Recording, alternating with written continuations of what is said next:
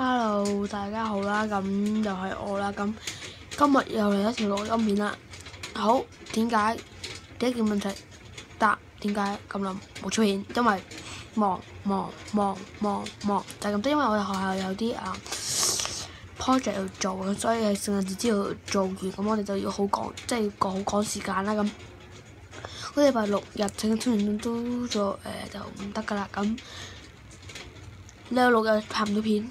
咁呢個星期五更加冇可能拍片啦。咁其實我已經拍咗一啲片嘅，不過冇補時間剪啦，就係咁。咁聖誕節之前就要忙啦，咁聖誕節嗰陣時咧都係嘢忙喎。咁就係例如可能要做下啲功課啦，啲勤力學生嚟噶嘛。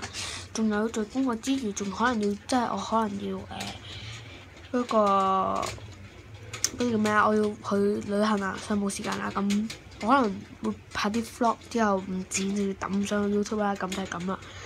咁我決定做下，即係如果以後我可能1-2個禮拜冇出片，我就拍下一條錄音片啦。因為錄音片就太易拍啦。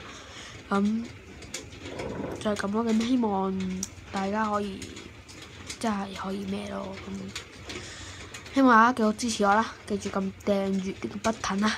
係咁先，仲有 like 㗎，係咁先，拜拜。